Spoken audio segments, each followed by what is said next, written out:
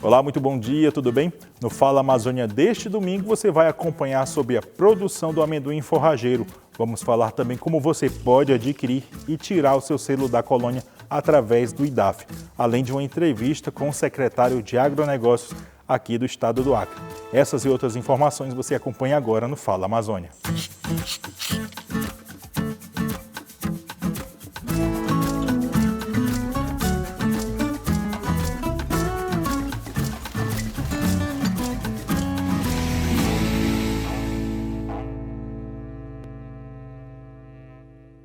Muito bem, vamos começar o Fala Amazônia abordando a questão do cultivo do amendoim forrageiro, que é utilizado também na pastagem, onde você confere agora.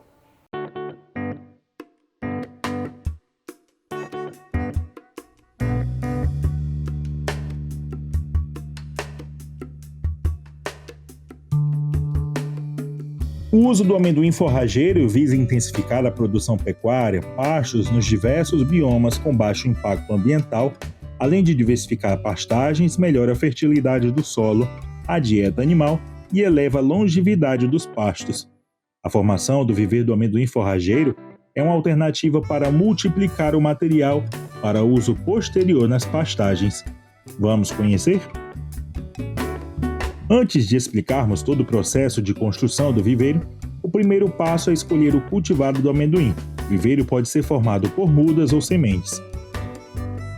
A Embrapa recomenda o uso do cultivares BRS Kira ou BRS Mandobi e escolher bem a área onde ele será cultivado. O local deve ser onde não foram utilizados herbicidas contra plantas daninhas de folhas largas nos últimos 2 anos. A área também deve ser plana e livre de plantas invasoras. Nós estamos aqui num viveiro de amendoim forrageiro, né? A cultivar Okira. A obtenção da muda ela é feita através de uma capina superficial. É importante que o solo esteja úmido para que facilite essa capina e se tenha condições de rebrota do viveiro onde você está retirando a muda, para que o viveiro não desapareça ou surjam muitos invasores. A gente corta essas pontas verdes que são mais moles, né, digamos assim, tenras, para fazer o plantio, tá? O plantio faz com esse material mais maduro.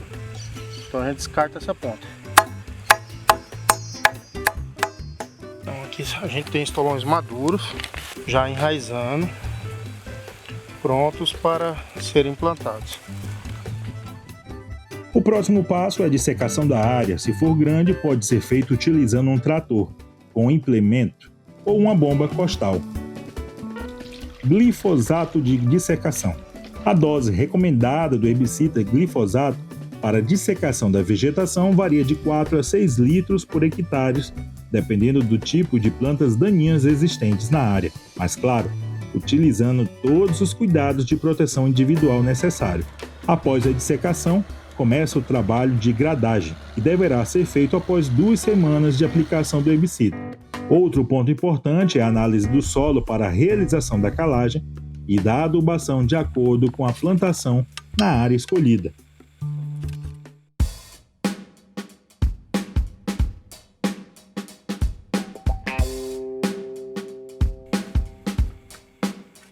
Aqui a gente está abrindo os sulcos para plantio em suco. Eles são abertos a 50 centímetros entre linhas, 10 centímetros de profundidade por uns 15 de largura. Em torno de 20 centímetros fica dentro do suco e 10 centímetros vai ficar para fora. Distribuída a muda, o próximo passo é o cobrimento, para evitar o ressecamento da muda e facilitar a pega. Tá? A gente pode fazer com pé ou com enxada. Joga solo em cima e compacta. Deixe sempre em torno de 1/3 da muda para fora, a ponta dela, para facilitar o pegamento. O importante é fazer essa operação de compactação, tá? Para tirar o ar da zona das raízes e promover o pegamento da muda. Essa operação pode ser feita com a enxada também. Sempre bom compactar bem. Pode pisar sem medo, mais compactado aqui melhor, porque a gente chega solo na zona das raízes, evita a desidratação da muda e melhora o pegamento.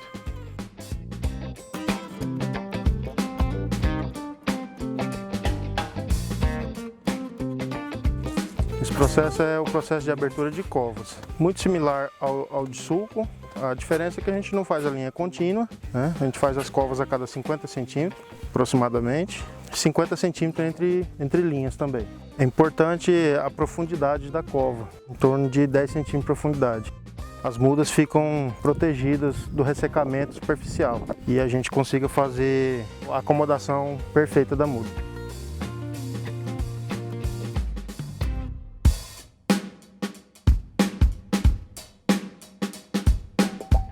No plantio por sementes, deve-se assegurar uma população inicial de pelo menos 12 a 14 plantas por metro quadrado, para garantir o rápido estabelecimento do amendoim forrageiro. Um viveiro de 1000 metros quadrados pode ser formado com 5 a 6 kg de sementes comerciais. Para isso, devem ser semeadas de 3 a 5 sementes por cova, com espaçamento entre covas variando de 30 a 50 centímetros. As covas podem ser abertas com enxada ou então pode-se utilizar uma matraca para o plantio na profundidade de 3 a 5 centímetros. Feito o plantio, agora é hora de reforçar os cuidados com o controle de pragas, como formigas e besouros como a vaquinha, que podem se tornar problemas se não forem contidas. Mas calma, o controle delas pode ser feito com inseticidas. O amendoim forrageiro tem crescimento inicialmente lento. Por isso, o viveiro em formação deve ser mantido livre de competição com plantas daninhas até que o amendoim forrageiro cubra totalmente o solo. Nas condições ambientais do Acre, 2 capinas manuais realizadas aos 30 e 60 dias após o plantio são suficientes para assegurar o complemento estabelecido do viveiro. Agora que você já sabe o passo a passo para formar um viveiro do amendoim forrageiro, lembre-se, para ter um bom produto e bons resultados, sempre consulte um profissional qualificado. Olha só, o Fala Amazônia vai fazer um breve intervalo e voltamos já.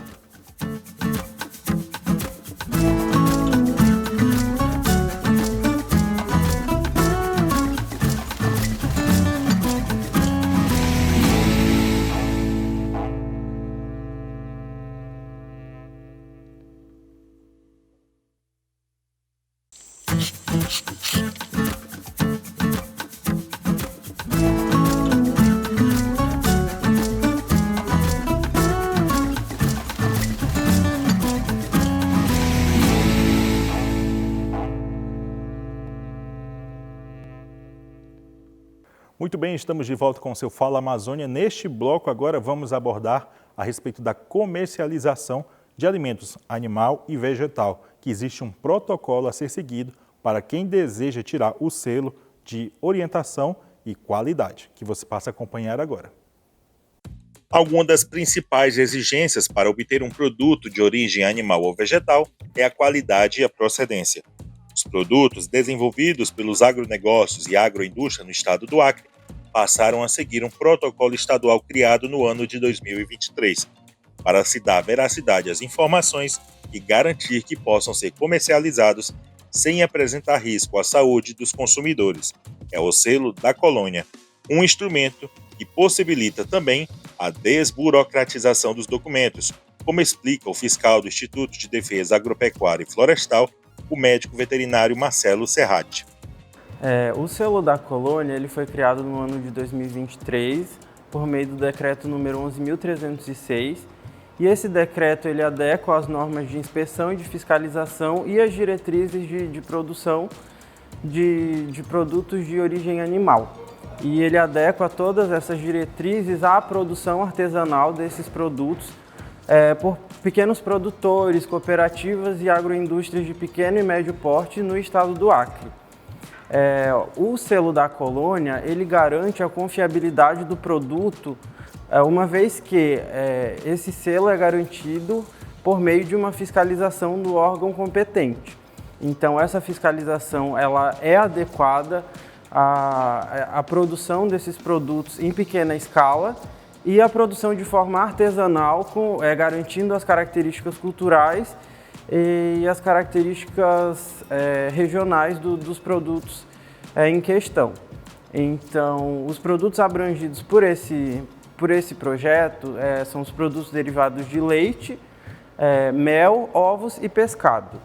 Então, todos esses produtos que são produzidos em pequena escala por esses pequenos produtores e agroindústrias de pequeno e médio porte, eles são contemplados pelo selo da Colônia. O projeto do selo da Colônia, ele garante que as formas de inspecionar e de fiscalizar esses estabelecimentos, elas sejam adequadas ao tamanho desses estabelecimentos. Então, desburocratiza os processos de registro no Instituto de Defesa Agropecuária e garante o direito desses produtores de comercializar os produtos deles no mercado formal, em todo o estado do Acre. Então, isso faz com que aumente a base de clientes deles e, por consequência, o faturamento. Então, os interessados eles precisam vir até o IDAF. Dependendo de qual é o produto, por exemplo, tem os produtores de ovos, se eles têm criação de aves, eles precisam vir até o IDAF e entrar em contato com o setor de defesa agropecuária para regularizar os animais que são criados nesse estabelecimento. O setor de inspeção, que é o responsável pelo selo da Colônia, ele vai fiscalizar os produtos. Então, após esse primeiro contato com a defesa, eles vêm até o setor de inspeção e daí tem algumas documentações específicas que eles vão precisar trazer para comprovação e após isso a gente segue com o procedimento de registro no Instituto. O selo da Colônia, ele proporciona uma desburocratização nesse processo. Então, por exemplo, indústrias de grande porte, elas precisam ir até o IMAC tirar uma licença a respeito da destinação de resíduos, por exemplo. No caso do selo da Colônia, essa situação ela é desburocratizada. Então, o IMAC tem um procedimento específico contemplando essas indústrias de pequeno porte, uma vez que são de pequeno porte, então a geração de resíduos é muito menor do que uma indústria tradicional. Então, o IMAC, por exemplo, também tem um procedimento específico em concomitância com o setor de inspeção, por causa do selo da Colônia, ele tem um procedimento específico a respeito dessa licença ambiental, que é muito mais fácil de conseguir por meio do selo da Colônia, respeitando, é claro, os limites de produção instituídos pelo decreto. O processo de inspeção é realizado de forma separada e classificado conforme cada grau de risco. De acordo com o tamanho de cada propriedade, existe uma periodicidade da fiscalização, como explica a doutora Carolina Barquete. O sistema de inspeção estadual, hoje em dia, a partir de 2022, ele aderiu ao SISB, ao Sistema Brasileiro de Inspeção. E a partir disso, ele entrou no sistema de equivalência com todo o Brasil.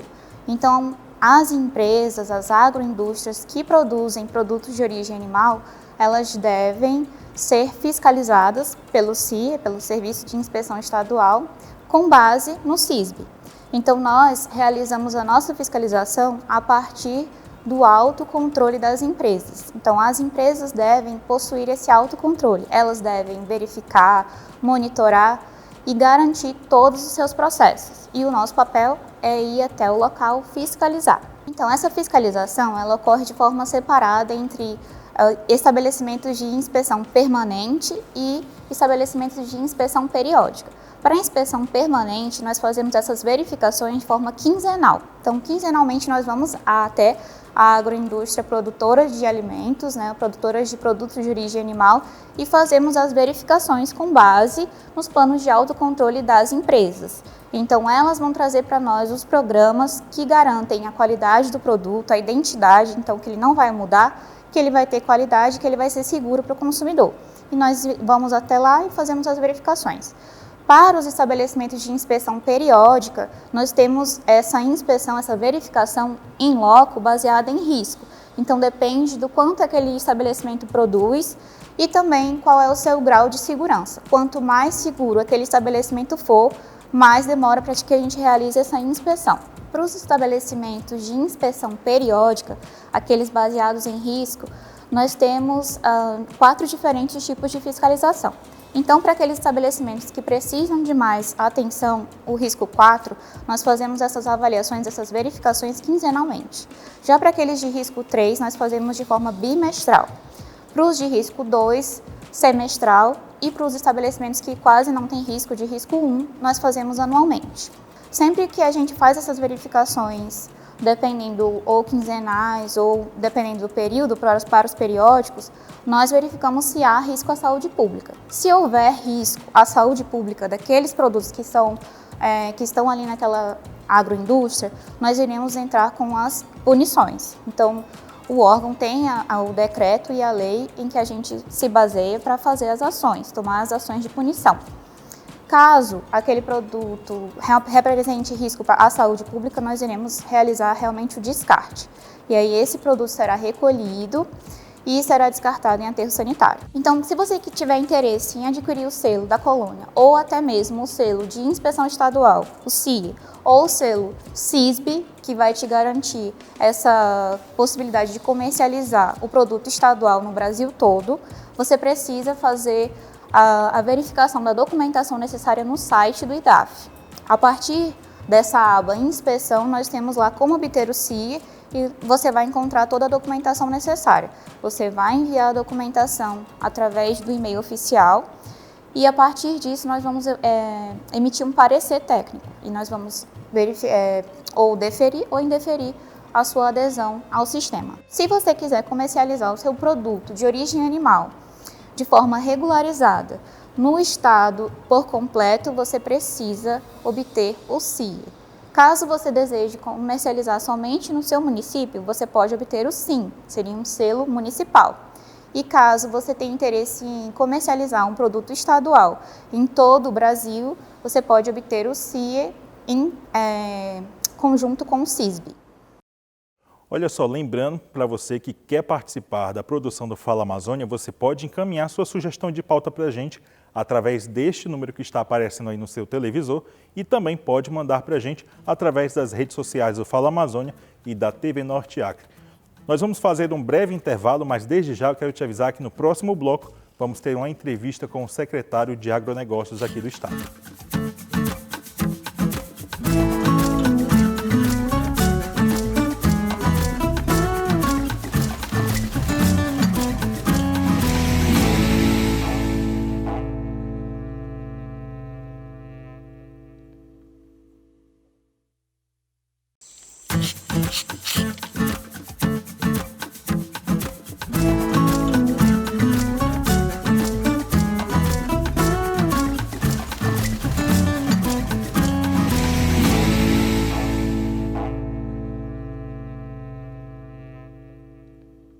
Muito bem, estamos de volta com o Fala Amazônia e agora vamos conversar um pouco com ele, que é responsável por uma das pastas da questão de produção aqui no estado do Acre. Eu converso agora com o secretário Tir. Secretário, tudo bem com o senhor? Como é que o senhor está? Tudo bem, Vitor. Um prazer enorme, um privilégio. Desde já quero agradecer a vocês aí do Fala Amazônia aí por nos possibilitar falar um pouco da agricultura do nosso estado. Então, nós estamos muito felizes porque estamos conhecendo outra parte, até pela questão de pessoas mostrarem uma produção melhor, porque logicamente pelo dia a dia do cotidiano do jornalismo, a gente acaba tendo que apressar um pouco nos assuntos, mas com o Fala Amazônia a gente tem detalhado melhor. E aí a gente quer falar um pouco como é que foi a produção em 2023, como é que o senhor fez esse balanço, como é que foram os saldos positivos. Primeiro, na realidade, é agradecer aí ao governador Gladys Camelin, né, que nos entregou, não só para mim, mas toda a nossa equipe, é uma das pastas mais importantes do estado, que é a questão da produção. Né? E logicamente que no primeiro momento nós entendemos que deveríamos fazer um planejamento. E aí a primeira ação nossa foi fazer o planejamento dessa gestão por 4 anos. Planejamos, organizamos, preparamos, organizamos os escritórios no interior, nós temos em cada município tem um escritório. Né, organizamos a questão da mecanização, o parque, né, que a gente estava num outro local, trouxemos para um lugar mais adequado, que dá dignidade para as pessoas poderem trabalhar. E recuperamos nada mais, nada menos em equipamentos mais ou menos de 18 a 20 milhões do ano passado. Lógico que essa recuperação ela é lenta, ela é devagar, mas preparando todos esses equipamentos para a gente poder atender o pequeno produtor, que esse é o nosso desafio, é o que o governador Gladys Camelin nos pediu. E diante disso, nesse ano, nós fechamos praticamente o ano passado com quase 7 mil hectares de terra gradeada, ou açudagem, ou de estoca, enfim. Nós chegamos praticamente a 7 mil hectares, dobrando a produção do ano anterior. Lógico, com os equipamentos que estão aí, que está chegando, e a intenção nossa é passar dos 12 mil já para esse ano que vem. E usando muita tecnologia, porque não adianta hoje você só pensar, porque o tamanho da área do nosso estado que nós temos para produção, ela é uma área pequena, ela é limitada, então nós precisamos usar a tecnologia. Com isso também está em licitação um projeto que é extremamente importante, que é a aquisição dos NIRS, que é um aparelho que dá em tempo real a análise do solo.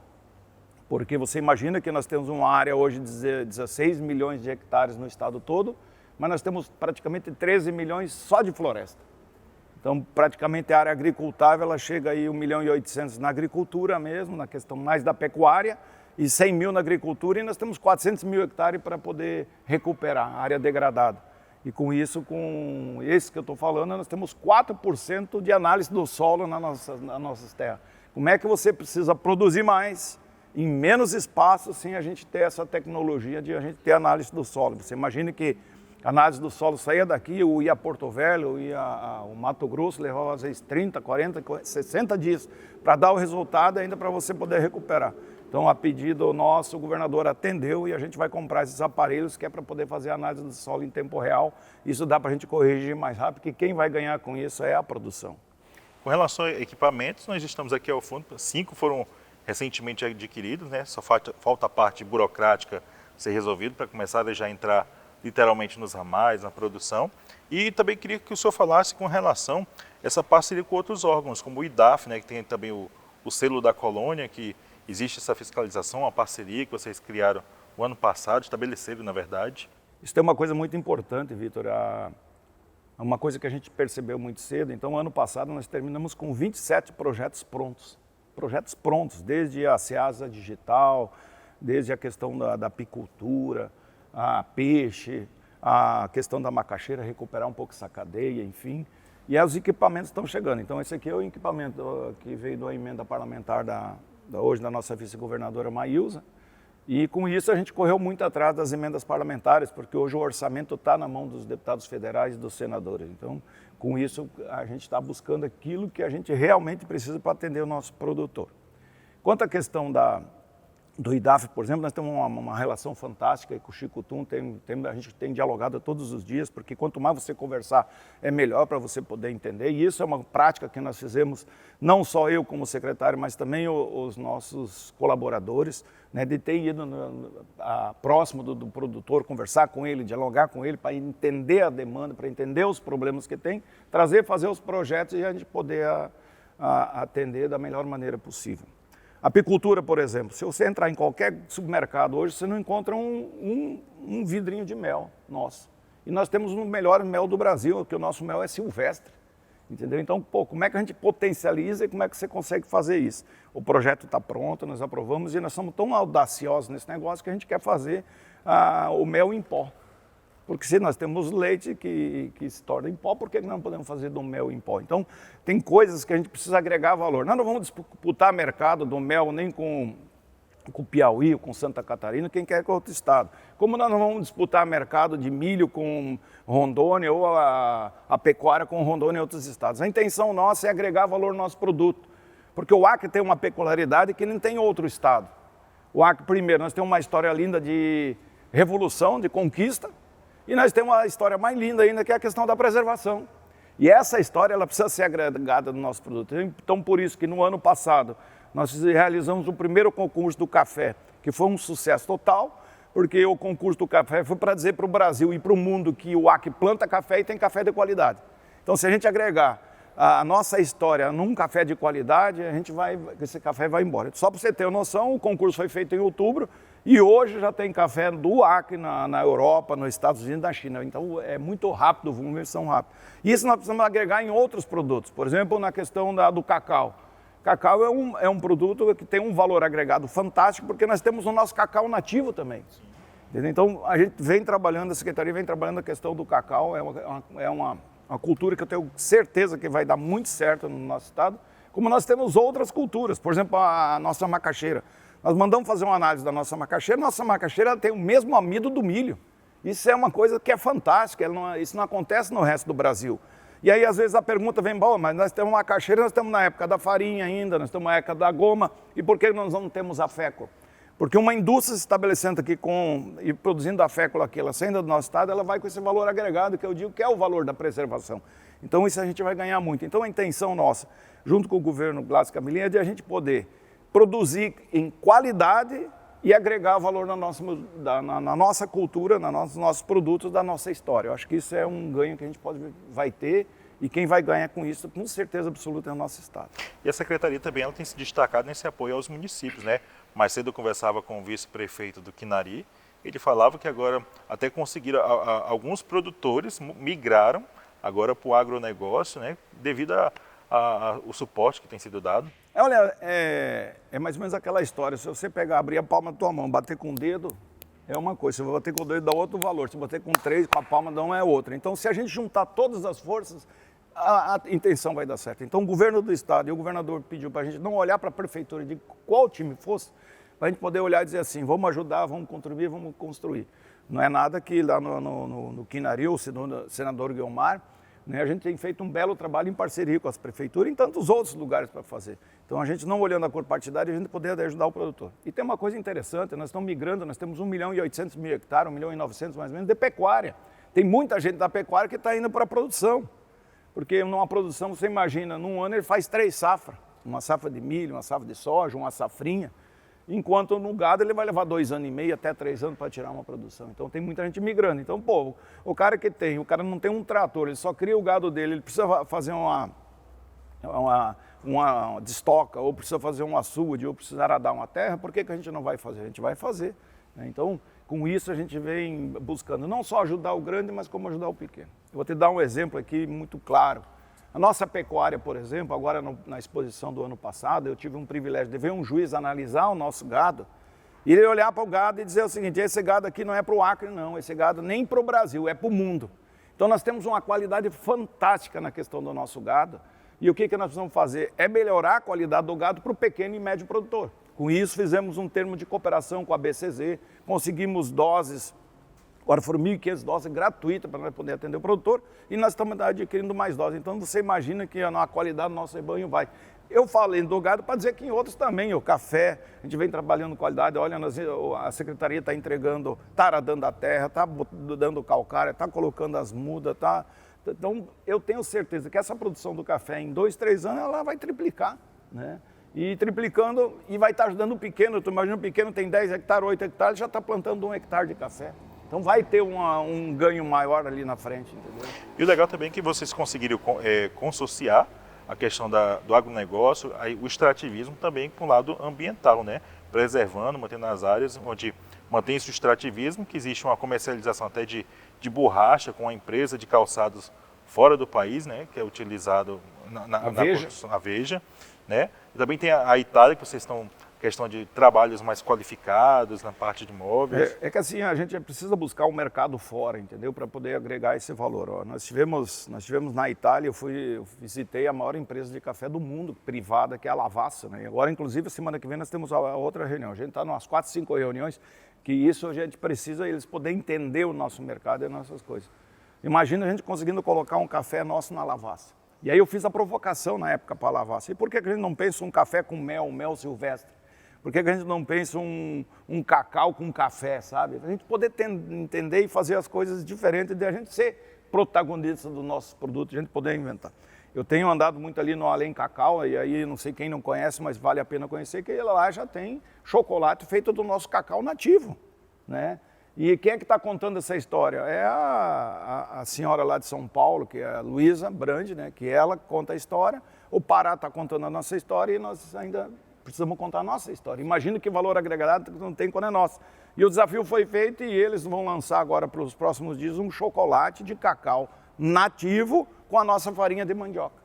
Imagina que espetáculo, isso é uma coisa nossa, nativa, coisa que vai andar. Então a gente tem andado, tem procurado, né? Lógico que a coisa não é muito fácil, as coisas não andam tão rápido, a agricultura agora tem uma coisa que não dá mais para esperar. Não tem mais negócio de ficar só conversando, porque vai fazer ou vai deixar de fazer. Nós temos que fazer. Realmente a gente precisa fazer. E aí nós temos dificuldade, isso aí não podemos negar. Tem problema de ramal, nosso estado tem um problema muito sério, que não é um solo pedregoso, então a gente vai tendo dificuldade, vai consertando devagar. Né? Nós temos a dificuldade de um maquinário também que já está um maquinário mais ultrapassado. A gente está aqui numa licitação de comprar novos equipamentos, mas com certeza absoluta a gente precisa preparar o estado. Eu tenho muita preocupação, por exemplo, nós temos 12 silos particulares em construção no estado. Uns já estão prontos, outros vão terminar. A produção que nós temos, ela já não comporta o silo. Entendeu? E como é que a gente vai armazenar esse produto? Como é que a gente vai deixar seguro o nosso produtor, que ele pode produzir, que a gente tem onde armazenar? Então a preocupação, todo dia que tu vai subir no degrau, tu tem uma preocupação. Mas eu tenho certeza que com os colaboradores que a Secretaria tem, tanto a CAGEAC como a Imater e o IDAF, a gente trabalhando em conjunto e transversais com outras secretarias, a gente vai conseguir dar um salto de qualidade na nossa produção. Abrindo aqui um parêntese nessa conversa com o secretário, vale lembrar que boa parte do que ele falou aqui, o Fala Amazônia já produziu e mostramos aqui no programa. Se você quiser acompanhar melhor, mais detalhadamente, essas matérias que nós produzimos, basta acessar a rede social do Fala Amazônia ou também da TV Norte Acre, que você vai acompanhar esses programas das edições passadas. Lembrando que você também pode dar sua sugestão e questionamento também com relação a alguns pontos. Secretário, ano passado nós também tivemos uma dificuldade com relação às mudanças climáticas. Como é que vocês enfrentaram essas dificuldades? Olha, a realidade conseguiu atrasar a nossa produção, deixou todo mundo numa situação difícil, mas o mesmo Ministério, por exemplo, da Agricultura entendeu e estendeu essa questão da soja. Acho que até o dia 8 de fevereiro a gente pode plantar. A gente vem cuidando isso e acompanhando, né? Porque o calendário agrícola do estado, ele deu uma modificada, né? Então, por exemplo, agora a gente está com um projeto, inclusive, de ter o calendário próprio nosso. Nós usamos o que tem no Google, que está em São Paulo e outros lugares. Não, a intenção nossa é ter o nosso próprio calendário, de a gente poder atender e fazer e orientar o nosso produtor, dizer, ó, tal dia pode começar a plantar porque vai ter o nosso clima vai ser assim, assim, assado. Logicamente que a mudança climática assustou todo mundo, né? Você tem uma previsão de chuva, por exemplo, o estado de 120 milímetros para chover o mês todo e chove num dia. E aí nós não temos as condições de conseguir segurar. Então é uma preocupação que nós temos na Secretaria, a gente vem acompanhando isso para poder diminuir o problema do que o produtor possa ter numa possível safra. O que o senhor pode adiantar para a gente que já tem aí de perspectiva para esse ano de 2024? Olha, os sonhos são grandes, né? Mas vamos sonhar todo mundo junto para a gente poder realizar e atender o nosso produtor. Nós queremos, com certeza, dobrar a produção da área mecanizada, né? A gente precisa dobrar, atender o pequeno produtor. Nós retomamos um projeto que é o projeto mais antigo da Secretaria, que é o Pinto de um Dia. Foi retomado há pouco tempo, que ele é desde 1976 e você não imagina a alegria dos nossos produtores, né? Um pinto subsidiado. Nós temos a questão do café, que inclusive amanhã eu estou indo para o Juruá e vou lá na região de Manso Lima, numa reunião com a cooperativa de café. O café eu tenho certeza que também está praticamente consolidado. Como nós temos o milho consolidado, como temos a soja, e às vezes eu pergunto, mas está pensando no grande, mas se nós temos o milho e nós temos a soja, nós temos uma coisa boa, nós temos comida. Então, ração para ave, para porco, para gado, para peixe, enfim, vai dar um custo mais barato e a gente poder competir com Rondônia, por exemplo. Hoje o peixe de Rondônia chega aqui a 12, 13 reais o quilo, o nosso está 17, 18 quilos. Por quê? Por causa da diferença da ração. Se nós temos, a gente vai conseguir fazer.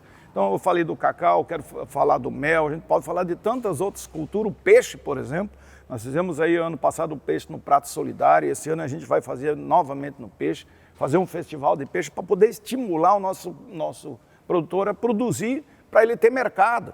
Olha só, nós temos um peixe, por exemplo, nós compramos 80% da produção de peixe da onde? De Rondônia.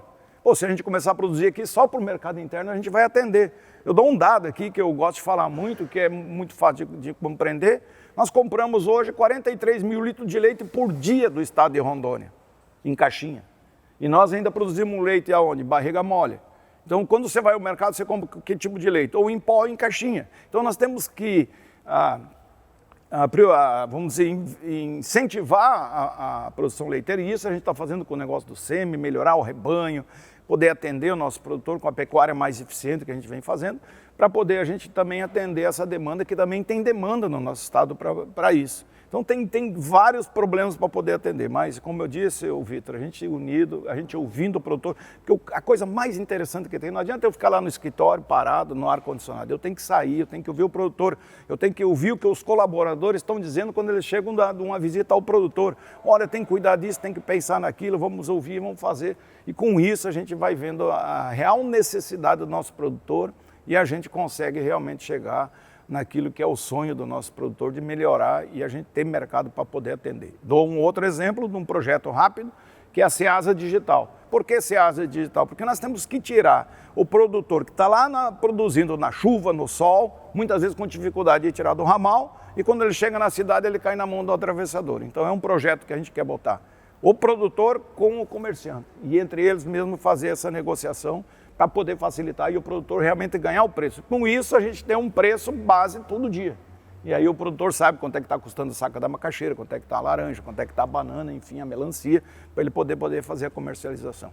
Tem muito, e a secretaria está de portas abertas, nós não somos o sabedor de tudo, o que a gente precisa é das informações. Então você que tem alguma dica para dar para nós, o que dizer, o que a gente pode construir, o que nós podemos fazer, de que forma nós podemos melhorar, a gente está aberto a ouvi-los.